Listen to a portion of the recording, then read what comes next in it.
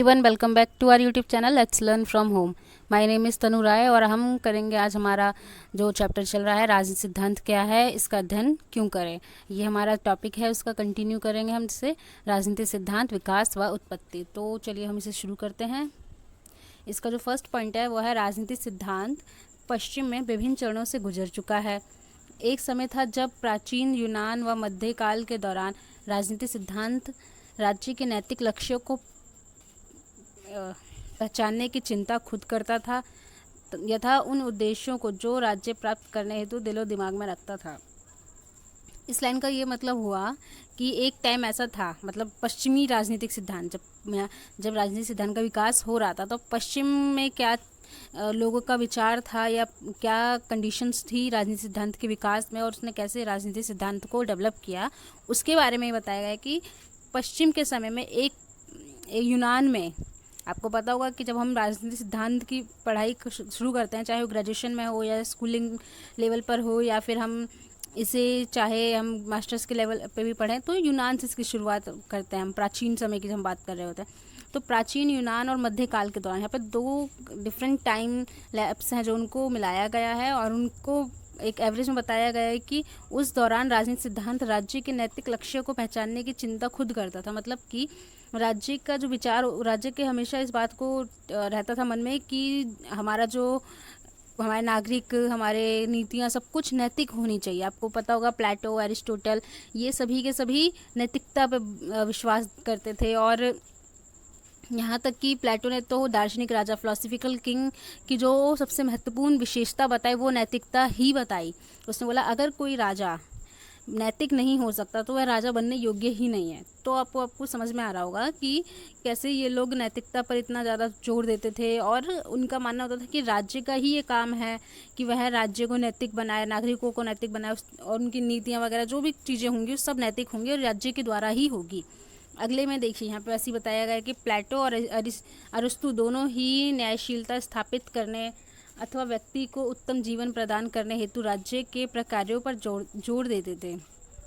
यहाँ इसका मतलब ये हुआ कि प्लेटो और एरिस्टोटल जो दोनों ही व्यक्ति थे, जो दोनों थिंकर थे, वह उनका कहना था कि जब तक हम व्यक्ति के जीवन को अच्छा नहीं कर सकते हैं, यानी हमसे मतलब राज्य, जब तक राज्य व्यक्ति के जीवन को अच्छा नहीं कर सकता है, उत्तम जीवन उन्हें नहीं दे सकता, वो उसके लिए न्याय संगत नहीं है, उस व्यक्ति के साथ जस्टिस नहीं हो सकता है।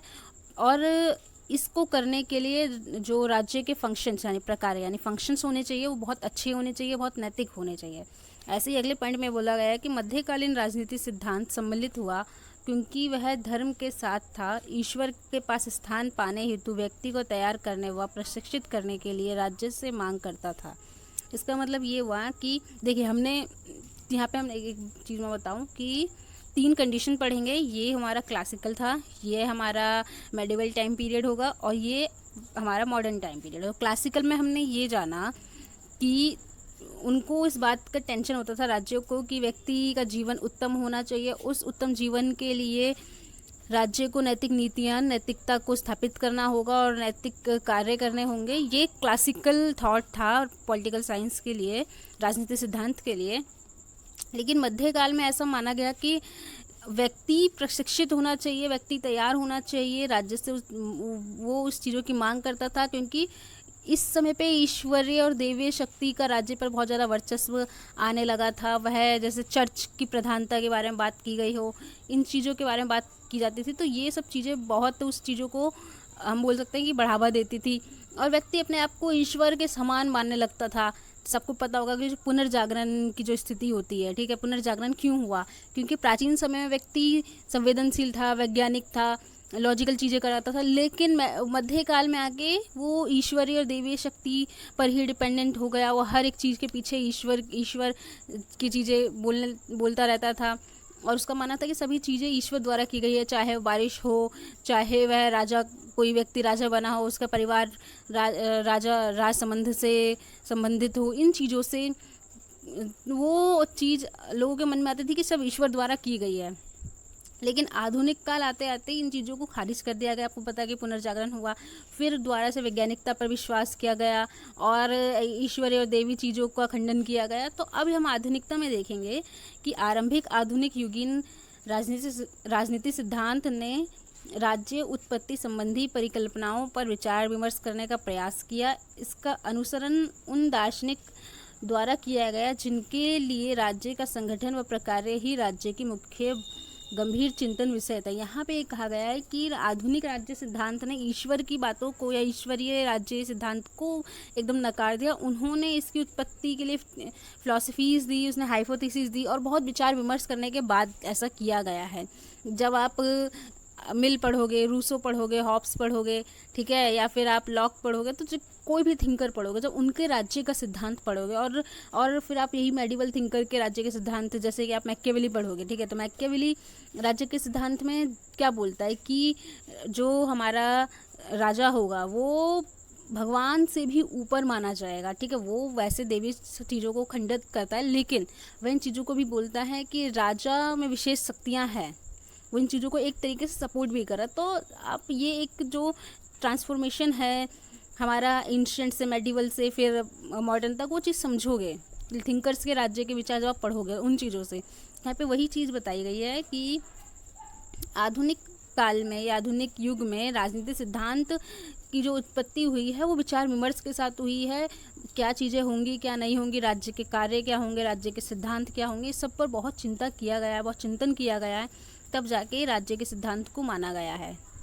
अब हम आगे देखेंगे कि 20वीं सदी मध्य का राजनीतिक सिद्धांत आमतौर पर सत्ता की संकल्पना को राज्य का दूत मूल विषय बनाते हुए राज्य की संस्थाओं से वास्ता रखता था। देखिए, जैसे मैंने आपको मैकियावेली के बारे में बताया था यहाँ पे, तो मैकियावेली के बारे में एक कहावत है कि king can do no wrongs. इसका मतलब है राजा कुछ भी गलत नहीं कर सकता है, ठीक है। मतलब कि हुआ इसका ये हुआ इसके कि राजा ने जो भी काम किया वो गलत नहीं ठहराए जा सकते हैं, वो कहीं भी गलत नहीं ठहराए जा सकते, क्योंकि राजा को सब कुछ करने की आज़ादी है, क्योंकि वह राजा है, इसीलिए। तो यहाँ पे यही चीज़ बताई गई है कि सत्ता की संकल्पना पर बहुत ज़्यादा जोर होता था और वही राज्य के सिद्धांत से जोड़ दी जाती थी। मतलब उनका मानना था कि राज्य का सिद्धांत ही सत्ता है, राज्य ही सत्ता है, ऐसी एक थ्योरी को बना दिया जाता था। और यहाँ पे देखिए राज्य के सिद्धांत से वास्ता रखता था, मतलब कि जो राज्य का जो मूल विषय क्या हुआ, सत्ता की संकल्पना को ही राज्य का मूल विषय बनाया गया। यहाँ पर आप यहाँ पे मैकियावेली के एग्जाम्पल से इस चीज़ों को समझोगे। लेकिन आपको याद होगा जब आपने अपने ग्रेजुएशन में मैकियावेली पढ़ा होगा तो उसने क्या क्या चीज़ें बोली थी, एक बार रिकॉल कीजिएगा, तब आपको जो मेडिवल टाइम पीरियड है पॉलिटिकल साइंस के डेवलपमेंट का, आपको चीज़ समझ में आएगी। अब हमारा नेक्स्ट है कि राजनीतिक सिद्धांत के विकास व मूल्यांकन को विस्तार पूर्वक 3 मुख्य धाराओं में प्रतिपादित किया है। व्यापक राजनीतिक सिद्धांत, क्लासिकल पॉलिटिकल थ्योरी, आधुनिक राजनीतिक सिद्धांत, मॉडर्न पॉलिटिकल थ्योरी, समकालीन राजनीतिक सिद्धांत, कंटेम्प्रेरी पॉलिटिकल थ्योरी। तो हम इनको एक एक करके पढ़ेंगे। तो चलिए हम शुरू करते हैं कि राजनीतिक सिद्धांत की, मतलब पहले हम इनके बीच का एक रिलेशन देख लेते हैं। हम इनको एक एक करके पढ़ेंगे आगे, लेकिन पहले इनके बीच का हम यहाँ पे रिलेशन देख लेते हैं ताकि हमें इजी हो जाए समझने में। राजनीतिक सिद्धांत की व्यापक परंपरा यानी क्लासिकल परंपरा में दर्शन शास्त्र प्रमुख है, जबकि आधुनिकतावादी में पर विज्ञान व उसकी कार्य प्रणाली हावी रहती है। जैसे मैंने आपको बताया था प्लेटो और अरिस्टोटल के बारे में, तो वो लोग, अरिस्टोटल तो थोड़ा सा कम, लेकिन अरिस्टोटल ने भी दर्शन में खूब अपना योगदान दिया और बहुत विकास किया दर्शन का भी। लेकिन प्लेटो को हम राजनीतिक सिद्धांत और दर्शन से बहुत अच्छे से इसलिए रिलेट कर सकते हैं कि वो फिलोसफिकल किंग के बारे में बात करता है, दार्शनिक राजा के बारे में बात कर रहा था। उसका मुख्य जो एक हम बोल सकते हैं कि मोटिव था राजा बनाने का, जो व्यक्ति भी राजा बनेगा वह दर्शन में अच्छा होगा, उसकी दार्शनिक दृष्टि बहुत अच्छी होनी चाहिए, यानी वो दर्शन के प्रति थोड़ा ज़्यादा ही उसका झुकाव होता था राजनीति के बजाय। लेकिन जो आधुनिकतावादी चिंतक हैं या जो थ्योरीज़ हैं, आधुनिकता मॉडर्न थ्योरीज़ हैं, जो वो विज्ञान पर और विज्ञान की जो कार्य प्रणाली होती है उस पर वो ज़्यादा विश्वास करते हैं। वो दर्शन को राजनीति से थोड़ा कम करने की कोशिश करते हैं, वो विज्ञान कुछ में ज़्यादा। हम वैसे भी पीछे देख चुके हैं वीडियोज़ में, जो हमने पढ़ा था दर्शन के रूप में, जो हमने पढ़ा तो लोगों के क्या विचार थे, जो हमने विज्ञान के रूप में पढ़ा, फिर इनका कंपैरिजन किया आपस में। तो यहाँ पे आपको ये चीज़ समझ में आएंगी। अगर आपको इस टॉपिक को नहीं समझ में आ रहा है तो एक बार इससे पीछे का टॉपिक ज़रूर पढ़िएगा, जहाँ पर हमने दर्शन और विज्ञान दोनों के बीच कंपैरिजन बनाया है, तो आपको ये चीज़ें समझ में आएंगी। हालांकि शुरू से आप इसे कंटिन्यू करेंगे इस पूरे चैप्टर को किताब के साथ भी, नॉट ओनली वीडियोस, किताब भी पढ़नी है। तो उसे जब कंटिन्यू करेंगे तभी ये चीज़ें समझ में आएंगी अच्छे से, क्योंकि राजनीतिक सिद्धांत अब एकदम से जो इसका पहला चैप्टर वो एक बीच में से नहीं पढ़ा जा सकता है, क्योंकि ये पूरा एक लिंक के साथ लिखा गया चैप्टर है। अब हमारा अगला है आधुनिक राजनीतिक सिद्धांत अनुभाविक और वैज्ञानिक है, जबकि समकालीन राजनीतिक सिद्धांत मीमांसात्मक एवं ऐतिहासिक है। समकालीन राजनीतिक सिद्धांत व्यापक व आधुनिक राजनीतिक सिद्धांत दोनों के सत्व को संश्लेषित करने का प्रयास करता है। यहाँ पे ये कहा गया है कि आधुनिक तो बहुत वैज्ञानिक है, ठीक है, आधुनिक राजनीतिक सिद्धांत बहुत वैज्ञानिक है, अनुभव पर वो विश्वास करता है, क्योंकि हमने ये अनुभव और वैज्ञानिक के बीच का कंपैरिजन हमने फर्स्ट वीडियो में पढ़ा है, तो आप उसे एक बार देख लेना, आपको समझ में आ जाएगा कि अनुभविक या अनुभववादी सिद्धांत क्या होते हैं, या वैज्ञानिक या विज्ञानवादी सिद्धांत क्या होता है, उनके बीच का कंपैरिजन क्या है राजनीतिक सिद्धांत के प्रति, तो समझ में आएगा आपको। हाँ, यहाँ पे उन्होंने ये बोला है कि समकालीन राजनीतिक सिद्धांत मीमांसात्मक मतलब फिलोसफिकल और हिस्टोरिकल होते हैं। उन्होंने कंटेम्प्रेरी के बारे में बोला कि ये फिलोसफी और हिस्ट्री की तरफ इनका थोड़ा ज़्यादा फोकस होता है, ध्यान होता है, और आधुनिक और क्लासिकल यानी मॉडर्न और क्लासिकल के बीच में ये एक तरह का ब्रिज बनाने की कोशिश करते हैं, उसे ये बैलेंस करने की कोशिश करते हैं। यही जो मेन फोकस होगा हमारा कंटेम्प्रेरी पॉलिटिकल थ्योरी का, तो यही होगा कि कैसे ये दोनों सिद्धांतों को, मॉडर्न पॉलिटिकल थ्योरी और क्लासिकल पॉलिटिकल थ्योरी को ये बैलेंस करेगा। अब हमारा जो शुरू होता है वो है क्लासिकल पॉलिटिकल थ्योरी। इसमें बोला गया है कि क्लासिकल पॉलिटिकल थ्योरी प्राचीन यूनानी सभ्यता में सुकरात, प्लेटो, एरिस्टोटल के लेखों में उभरा और 19वीं सदी के आरंभ तक जारी रहा। राजनीतिक सिद्धांत से जुड़े व्यापक प्रतिमान में शैलेंड वॉलिन के अनुसार निम्नलिखित बातें हैं। यहाँ पे देखो, जब मैं आपको Aristotle, Plato, Machiavelli, John Locke, J S Mill इन सब के बारे में बताती हूँ, तो आपको एक चीज़, एक डिफरेंसेस मैंने आपको बताया था कि एंशिएंट, मेडिवल यानी कि प्राचीन, मध्यकालीन, आधुनिक। तो जो मध्यकालीन, अक्सर मध्यकालीन को थोड़ा बहुत देखिए, मध्यकालीन में पूरा मैकियावेली को आप फिट नहीं कर सकते हैं, उसे थोड़ा बहुत मध्य का मतलब, जैसे अगर ये मध्यकालीन है ना, ये देखिए यहाँ पे, ये अगर मध्यकालीन है तो ये जो पार्ट होगा ये होगा मध्यकालीन का, जो मैकियावेली में फिट होगा, ये प्राचीन पार्ट में मैकियावेली फिट होगा। तो जब हम ये यहाँ पे सुकरात, प्लेटो, अरिस्टो और मैकियावेली की बात करेंगे तो वो लोग थोड़ा सा एंशिएंट मेडिवल में आएगा। लेकिन जब मॉडर्न में तो आपको पता है मिल, लॉक, हॉब्स, रूसो, मार्क्स, ये सभी आते हैं। तो इनके बीच के जो डिफरेंसेस हैं, या कैसे इसने पॉलिटिकल थ्योरी को एक डेवलपमेंट का एक स्टेज दिया है, वो सब हम समझेंगे। और शैलेंड वॉलिन के अनुसार जो उन्होंने इन चीज़ों को ऑब्जर्व किया है कि क्या क्या इसके प्रतिमान होंगे हमारी क्लासिकल थ्योरी के, वो ये है।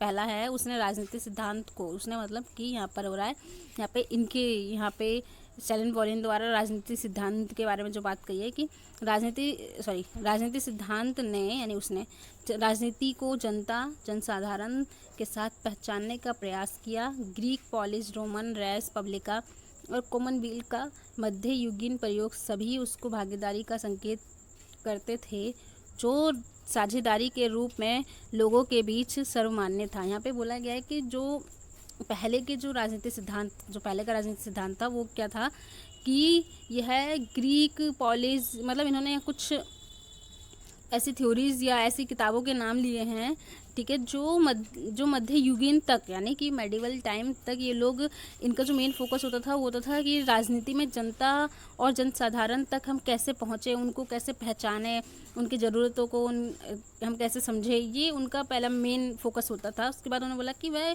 सबको इसमें इन्वॉल्व करने की कोशिश करते थे। अब जैसे आपको पता है कि आज के टाइम में तो हम सबको इन्वॉल्व नहीं कर सकते हैं। हम आज के टाइम में क्यों सबको इन्वॉल्व नहीं कर सकते, उसका मेन कारण ये है कि उस समय जो पहले तो राज्य जैसी कोई सीमा होती नहीं थी, मतलब राज्यों की कोई सीमा होती नहीं, ऐसे बटे हुए तो होते नहीं थे वो लोग। ये जो थ्योरी है राज्यों के, ये आज के समय की है, ये आज के टाइम की है ये थ्योरीज। तो और इसमें अब जनता का विकास भी हो गया है। उस समय थोड़े लोग हुआ करते थे और राजा का शासन वगैरह, या फिर हम बोल सकते हैं कबीलाई शासन, ये सब जो शासन व्यवस्थाएं होती थी, तो ये सब चीज़ें वहाँ पे हुआ करती थी। लोग उसमें डायरेक्ट इन्वॉल्व हो भी सकते थे और नहीं भी। ये राजा के ऊपर डिपेंड करता था कि किसी को डायरेक्ट इन्वॉल्व होना है या नहीं होना है। वह चाहे तो लोगों से अपने मत मांग सकता था, चाहे तो नहीं मांग सकता था। ठीक है। तो ये राजा के ऊपर डिपेंड करता था। यहाँ पे उन्होंने बोला कि पहले के समय में इस यहाँ पर कि लोग उसमें डिपेंड होते थे, जो भी पॉलिसीज़ वगैरह बनानी है उन सब में वो लोग डिपेंड होते थे। आगे बोला गया कि अपने आप को राजनीति समष्टि से जोड़ते हुए व्यापक राजनीति सिद्धांत ने व्यवस्था संतुलन, साम्य व सामंजस्य पर जोर दिया। यही कारण है उसने इस प्रक्रिया में संघर्षों, अराजकता, अस्थिरता व क्रांति जैसी शर्तों से जूझना पड़ा। मतलब उसने बोला कि इसने अपने को समष्टि से मतलब यहाँ हुआ वाइडर एरिया, अपने आप को वाइडर एरिया में उसने जोड़ना चाहा, ज़्यादा लोगों के पास। जैसे पहले क्या था कि केंद्रित होती थी शक्तियाँ, ठीक है। राज्य का संचालन या राज्य का शासन कौन करता था? राजा। उसका या उसके परिवार या उसके मंत्री अधिकारी, उनके पास शक्तियाँ केंद्रित होती थी। लेकिन जब धीरे धीरे ये इसने अपनी रेंज बढ़ाई, इस तरीके से अपनी जब रेंज बढ़ाई, यानी कि उसने जब लोकल लोगों से, व्यापारियों से और बहुत सारे जितने भी आप वर्ग बोल सकते हैं सबको इन्वॉल्व किया, तो इसके कारण अराजकता जैसी चीज़ों को उसने समझा, उसको सामना करना पड़ा, संघर्ष का, अराजकता का, अस्थिरता, क्रांति, इन सब चीज़ों का उसको सामना करना पड़ा। अब हर व्यक्ति, एक बात होती है कि कुछ व्यक्ति हैं जो राजा के शासन से खुश हैं, लेकिन हर व्यक्ति राजा के शासन से खुश नहीं हो सकता है। या कुछ लोग चाहते हैं कि कोई, जैसे आज के टाइम में भी बहुत सारे लोग जैसे मार्क्सिस्ट लोग हैं, ये लोग आज के टाइम में राज्य की थ्योरी पे ही वो सवाल उठाते हैं कि हमें राज्य की ज़रूरत नहीं है, यहाँ पर सभी व्यक्ति समान हैं, कोई सुपीरियर इन्फीरियर नहीं है। तो इन चीज़ों के बारे में या इन चीज़ों से हमें पता लगता है कि लोग समान विचार राज्य के प्रति नहीं रखते। तो उस समय भी ऐसा हुआ, जब धीरे धीरे डेवलपमेंट होता रहा, लोगों को धीरे धीरे इन्वॉल्व किया जाने लगा, उनके थॉट्स को एक्सेप्ट किया जाने लगा, तो ऐसी चीज़ें, ऐसे संघर्ष सामने आने लगे। अब अगला हम देखेंगे, व्यापक राजनीति सिद्धांत ने राजनीतिक दृश्य घटना की एक अधिक विस्तृत व्याख्या और विकल्पों की बेहतर श्रेणी प्रदान करने हेतु तुलनात्मक अध्ययन पर दबाव दिया। यहाँ पे इसका मतलब ये हुआ कि जो राजनीतिक दृश्य घटना होती थी उसकी व्याख्या का जो काम था, ठीक है, वो पूर्ण रूप से क्लासिकल सिद्धांत ने ले लिया, वो उसकी बहुत अच्छी व्याख्या करने लगा और उसने जो उसके विकल्प होते थे उसका तुलनात्मक अध्ययन पर दबाव दिया। यहाँ पर तुलनात्मक अध्ययन से मैं आपको बता दूँ कि जो कंपैरेटिव पॉलिटिक्स होती है, ठीक है, कंपैरेटिव स्टडीज़ होती है, ये आधुनिक समय की देन है, लेकिन इसके हमें थोड़े से जो हम बोल सकते हैं साइन, या फिर हमें थोड़ा सा इसका जो मिल सकता है एरिस्टोटल के समय में और मोंटेस्क्यू के समय में मिल सकता है, ठीक है। एरिस्टोटल और मोंटेस्क्यू इन दोनों ने अपने अपने समय पर अलग अलग तरीके से, लेकिन कंपैरेटिव पॉलिटिक्स या कंपैरेटिव स्टडीज़ को बहुत ही ज़्यादा सपोर्ट किया और बल्कि उस पर काम भी किया। जैसे अरिस्टोटल ने करीब 158 राज्यों का उसने राज्य के संविधानों का अध्ययन किया है। तो चाहे उस वक्त राज्य होते हो या ना होते, लेकिन 158 संविधानों का जो उसने अध्ययन किया, इसका मतलब क्या, वो कंपैरिजन कर रहा है उन 158 राज्यों के संविधानों का कि सब में क्या अच्छा है क्या बुरा है। उसके बाद वो एथेंस का या फिर जहाँ पे भी जिस भी राज्य के बारे में वो लिखना चाहेगा उन सब के संविधान को बना सकता है या फिर एक नई थ्योरी बना सकता है। तो यही चीज़ें होती हैं कि जो क्लासिकल थ्योरी थी उसके पास एक्सप्लेनेशन बहुत अच्छा होता था, बहुत अच्छे से अपने आप को एक्सप्लेन कर सकते थे, तो यही उसकी डेवलपमेंट में काम आती है। अब आगे हमारा जो नेक्स्ट पॉइंट है वो ये है, यही कारण था कि व्यापक राजनीतिक सिद्धांत ने राजनीतिक स्वरूप का एक वर्गीकरण, उदाहरणतः राजतंत्र, अभिजाततंत्र, लोकतंत्र, अन्य रूपांतर तथा कानून, नागरिकता, न्यायशीलता, भागीदारी जैसी संकल्पनाओं का एक वर्ग विकसित किया ताकि उनके बीच भेद और समानता। देखिए, अभी हमने कंपैरेटिव पॉलिटिक्स की बात की थी। अब कंपैरेटिव पॉलिटिक्स में हमने ये बात की थी कि कैसे वो एक दूसरे के बीच में इस बात को समझेंगे कि कैसे चीज़ें डेवलप होंगी या नहीं होंगी। अब अगर एरिस्टोटल या फिर मोंटेस्क्यू या फिर जो आज के समय की कंपैरेटिव स्टडीज़ होती हैं, ठीक है, अगर वो इस बात का अध्ययन ही नहीं करते तो कैसे समझ पाते कि उस समय में भी राजतंत्र, अभिजात तंत्र, लोकतंत्र जैसी व्यवस्थाएं मौजूद थी। वो ऐसे कैसे समझ पाते, या फिर ऐसी चीज़ों का, क्योंकि एरिस्टोटल खुद अपने राज्य के सिद्धांत में एक चीज़ बताता है जिसमें वो कहता है कि आप पहले राजतंत्र लाएंगे, फिर ओलिगार्की लाएंगे, फिर धीरे धीरे करके वो एक तरह का फिर लोकतंत्र लाएंगे, फिर आप दोबारा राजतंत्र या फिर किसी एक व्यक्ति बाद, इन सब चीज़ों में आप फंस जाएंगे। तो ये एक तरह का चक्र, मतलब अरिस्टोटल का कहना है कि ये एक तरह का चक्र है और आप इस चक्र में घूमते रह जाएंगे और इसे ख़त्म नहीं किया जा सकता, ये एरिस्टोटल का मानना है।